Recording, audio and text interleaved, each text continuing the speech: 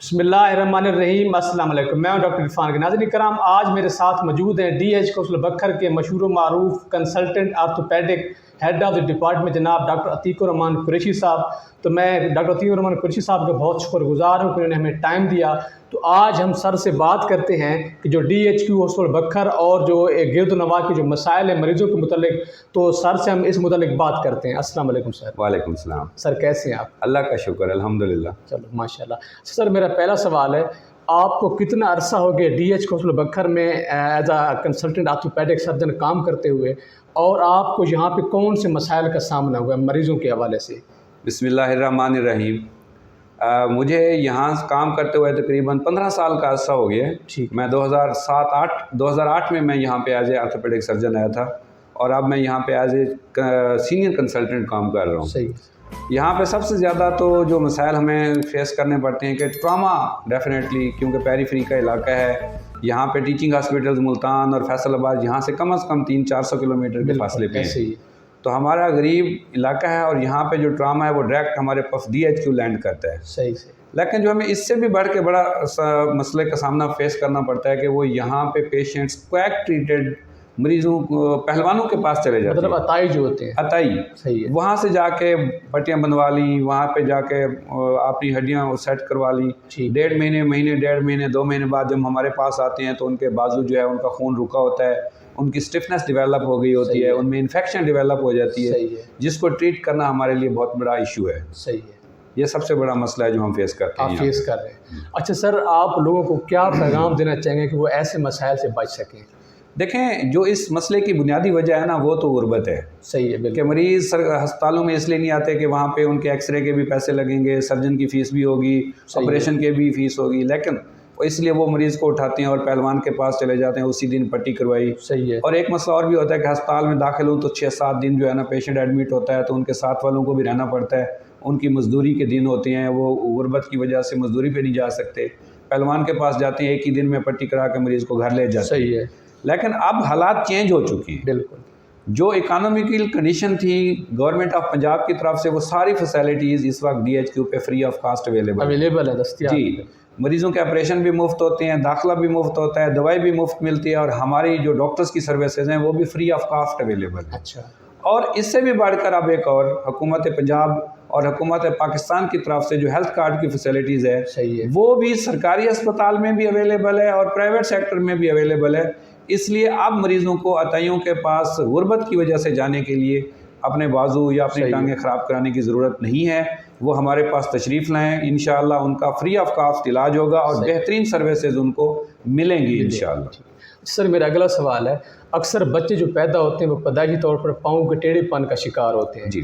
तो sir DH hospital Bhakkar में उन ऐसे बच्चों के हवाले से क्या सहूलियात दस्तियाब है, और ऐसे बच्चों के वालिदैन को आप क्या पैगाम देना चाहिए? देखें जी, टेढ़े पाँव जो है ना, जो उनकी कोई वजूहात का तो इल्म आज तक नहीं हो सका। इडियोपैथिक हम कहते हैं कि उनकी अननोन काज है कि बच्चों के जो पैदा होते हैं उनके पाँव क्यों टेढ़े होते हैं। सही है।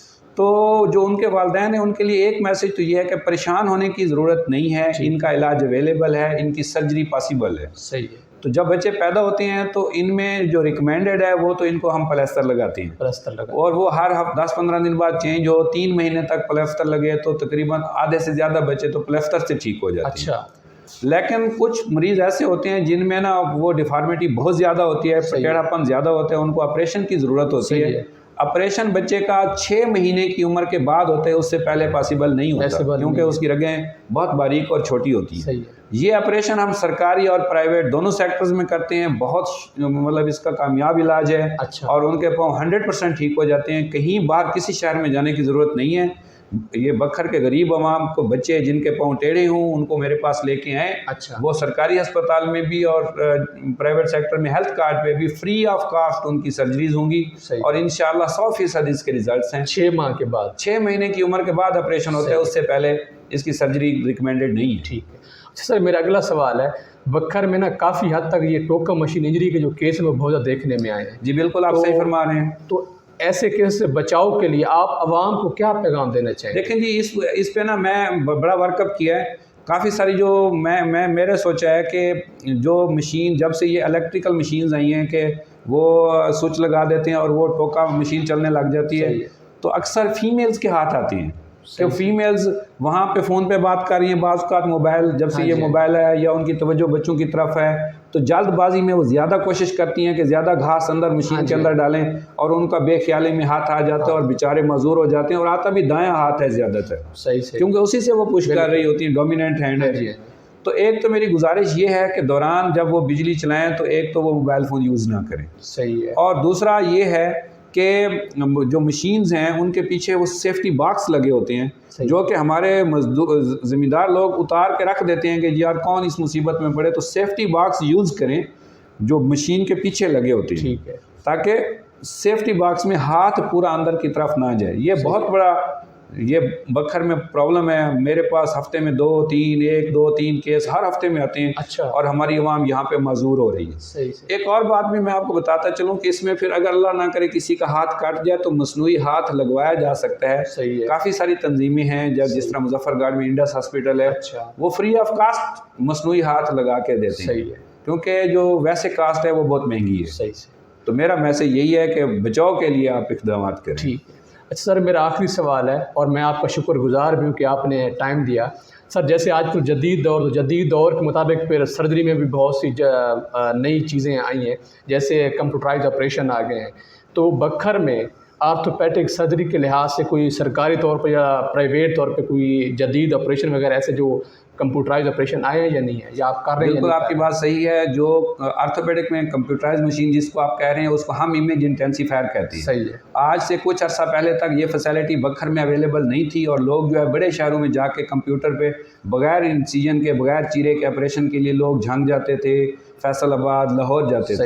لیکن اب حکومت پنجاب کی طرف سے ہر ضلع میں بکھر سمیت ہمیں وہ کمپیوٹرائز مشین جس کو امیج انٹینسیفائر کہتے ہیں وہ مہیا کر دی گئی ہے، اور ہم اس پہ سرجریز کرتے ہیں، فری آف کاسٹ کرتے ہیں سرکاری اسپتال میں، اور پرائیویٹ سیکٹرز میں بھی ہم سب کے پاس اب وہ کمپیوٹر والی مشین جو ہے امیج انٹینسیفائر اویلیبل ہے۔ تو ہمارے کسی غریب مریض کو یہاں سے کسی بڑے شہر میں کمپیوٹرائز آپریشن کے لیے جانے کی ضرورت نہیں ہے، یہ فیسلٹی یہاں اویلیبل ہے، اور ہم الحمدللہ غریب مریضوں کا مفت علاج یہاں کر رہے ہیں انشاءاللہ۔ بہت بہت شکریہ سر آپ کا۔ تو جی ناظرین، یہ تھی ہماری آج کی آگاہی، امید کرتے ہیں آپ کو پسند آئی ہوگی۔ پاکستان جہاں بھی رہیں اپنا خیال رکھیں۔ پاکستان زندہ باد، اللہ نگہبان۔ پاکستان زندہ باد۔